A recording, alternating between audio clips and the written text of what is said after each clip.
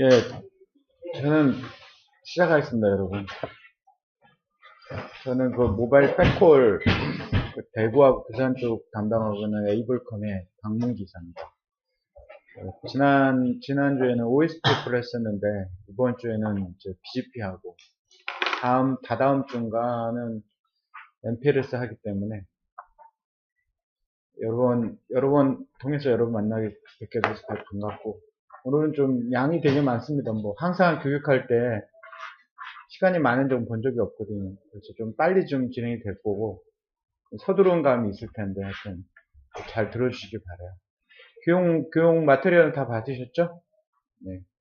오늘 제목이 BGP 트레이닝이에요. 근데 알카텔 루스트 7750 SROS라고 하는 거에 맞추는데, 교육을 막 예전에 좀 받아보신 분들이 시스코도 좀 많이 받아보신 분도 많고, 전 또 한참 또 시스코를 한 적이 있었기 때문에, 트레이닝 있기 때문에 좀, 약간 두 개 좀 차이점이 좀 많이 있어요. 그래서 좀 그런 부분 좀 비교해 가면서, 슬라이드는 알루 쪽하고 시스코 쪽을 동시에 좀 가져와서 여러분한테 말씀을 드릴게요. 그래서 BGP 주제는 이렇게 먼저 BGP 컨셉하고 오버뷰에 대해서 좀 말씀드립니다. 근데 컨셉 할 때 이게 시간이 굉장히 많이 걸립니다. 일반적인 IGP하고는 좀 다른 내용들이 굉장히 많고, 컨셉에 할 때 이제 우리가 그 BGP 어트리뷰트가 있는데 그거를 잘 이해해야지만 그걸 가지고 나중에 그 네 번째 주제인 트래픽 엔지니어링을 할 수 있거든요. 그 다음에 그게 끝나면 베이직 컨피그레이션, 그 다음에 어드밴스 컨피그레이션의 컨페더레이션과 라우트 리플렉터, 그 다음 BGP 트래픽 엔지니어링, 그 다음에 BGP의 응용인 MPBG까지 진행이 될 겁니다. 그래서 먼저 여러분한테 목표를 말씀드리면, BGP라고 하는 프로토콜은 목표가 트래픽 엔지니어링을 하려고 하는 건데, 누구를 대상으로 하냐면 인터넷과 우리 회사 내부에 있는 BGP 라우터들을 대상으로 트래픽 엔지니어링을 합니다. 트래픽 엔지니어링이라는 건 말의 의미가 뭐냐면, 원래 라우팅 프로토콜들이 자동적으로 만들어 놓은 패스가 있어요. 그거를 무시하고 관리자가 어떤 방법을 통해 가지고 자기가 원하는 곳으로 어떤 트래픽 흐름을 조절하는 걸 전체적으로 트래픽 엔지니어링이라고 부르거든요. 이 대표적인 게 이제 인터넷을 대상으로 트래픽 엔지니어링 하는 거는 BGP 프로토콜이고, 그다음 우리 내부의 MPLS망 속안에서 트래픽 엔지니어링 하는 거는 RSPT가 되겠죠. 또 이번 주에는 오늘은 여러분이 그 인터넷을 대상으로 어떻게 트래픽 엔지니어링 하는가, 뭐 이런 거를 주로 목표로 보셔야 됩니다. 컨셉 넘어갈게요. 자, 인터넷이에요. 뭐 다 아시는 거잖아요.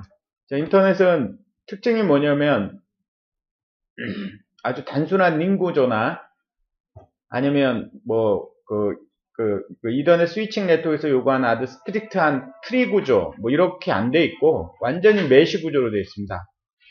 이 메쉬 구조가 제공하는 거는 이렇습니다.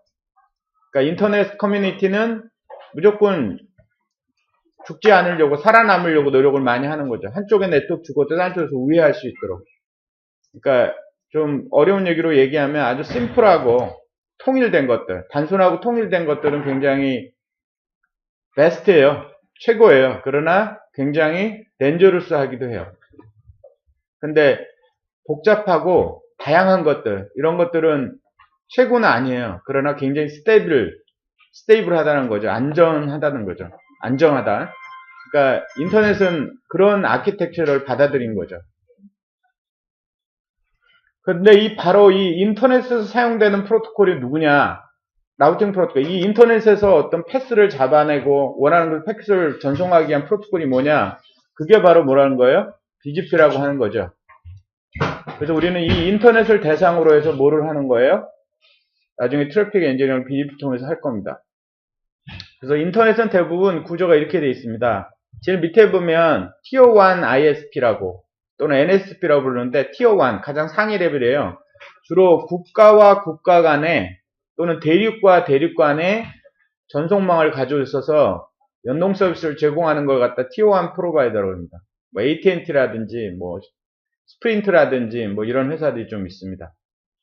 그 다음에 걔네들한테 티어1 프로브한테 연결되어 있는 리저널 ISP들이 있거든요. 지역 ISP들. 예를 들어 우리나라의 뭐 KT라든지 SK 브로드밴드, LG U+ 뭐 이런 데가 되겠습니다. 그 다음에 이런 ISP와 ISP를 주로 도메스틱 트래픽을 주로 많이 하는데 도메스틱 트래픽을 서로 교환하기 위한 IX라고 인터넷 익스체인지라는 게 있습니다. 그래서 우리나라는 너무 그 3대 통신회사가 너무 거대하기 때문에 통신회사 내부에서 다 가지고 있거든요. 그래서 뭐 SK 브로드밴드 같은 경우는 하나로 IX 갖고 있고 뭐 LG U+는 예전에 데이콤 IX, KT는 KT IX. 그나마 우리나라에서 좀 뭐랄까 좀 중립적인 데가 KINX라고 킹스가 있거든요. 예. 그러니까 쟤네는 인터넷 서비스를 제공하는 목적이 아니고 ISP와 ISP를 서로 연동을 해갖고 트래픽을 대량으로 도매급으로 교환해 주는 게 목적이 IX예요. 그 다음에 이런 리저널 IS 밑에 모바일 네트워크들도 연결이 되어 있죠. 우리 SK텔레콤도 SK 브로드밴드 쪽에 연결이 되어 있고, 그 다음에 각각의 리저널 ISP들이 그 기업이나 집 이런데 집에 인터넷 서비스 하기 위한 여러 가지 억세스망을 제공하고 있습니다. 그래서 뭐 케이블 TV망, CMTS 장비를 이용한 케이블 TV망에 인터넷 서비스 한다든지, 뭐 FTTH, Fiber to the Home, 뭐 ADSL, VDSL, XDSL 뭐 등등의 이런 억세스 서비스가 이렇게 전부 연동이 되어 있죠. 그래서 바로 BGP라고 하는 건 이런 티어1과 티어2 연결 구조, 그 다음에 티어2와 티어2 간의 이런 ISP들이 연동할 때 사용하는 프로토콜이 BGP라는 프로토콜입니다. 물론 ISP들이 내부적으로 쓰기도 합니다만은 핵심은 그렇다는 거죠. 그래서 우리가 이제 이 독립적인 ISP가 되려면 인터넷 커뮤니티로부터 뭔가 뭐를 받아야 돼요. 그래서 두 가지를 받는데 하나가 이제 주소 체계하고 하나는 이름 체계를 받게 되는 거죠. 그래서 그걸 관장하고 있는 ICANN, 그 밑에 어드레스 관장하고 있는 ASO, 뭐 네임 관장하고 있는 뭐 탑 레벨 도메인 매니지먼트 등등 쭉 있으면 많이 아시는 거죠. 그래서 이제 왼쪽에 보면 어드레스를 관장하고 있는 닉들이 나오거든요.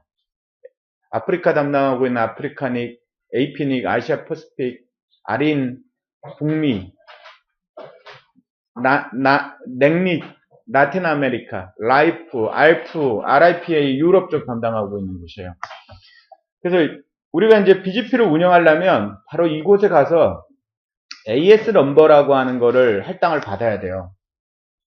그래서 그 AS 넘버 할당 받는 거, 그 다음 거기다 이제 또 그 서비스 프로바이더 독립적인 IP 어드레스를 할당을 받아야 되거든요. 그래서 그거를 제공하는 곳이 바로 닉들이죠, 닉들.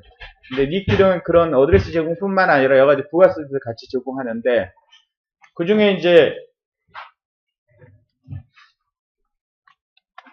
그 어드레스를 러닝하기 위한 이런 서비스 제공하는 곳이 아까 IRL이, 원래는 IRL이라고 부르는데 인터넷 라우팅 레지스트라고 불러요.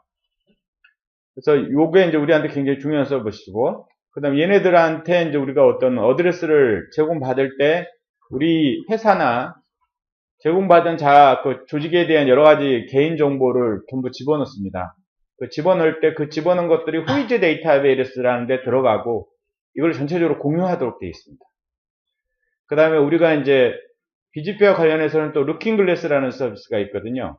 그러니까 어떤 회사가 자기 회사의 BGP 라우팅 테이블 자체를 외부한테 공개해 주는 거, 그걸 루킹글래스라고 그래요. 이거는 왜 중요하냐면 우리는 우리 회사 내부에서 AS 내부에서 라우팅을 할 때는 그냥 뭐 현재 어떤 로컬 라우터에서 라우팅 테이블을 올린 다음에 저쪽에 우리 리모트에 그쪽에 라우팅 테이블이 갔는지 안 갔는지 확인하려면 그냥 걔 텔넷 들어가서 거기서 확인하면 돼요. 근데 BGP라고 하는 거는 AS와 AS 간의 커뮤니케이션 하는 프로토콜이기 때문에 남의 라우터, 그러니까 우리가 어떤 라우팅을 보내고 나서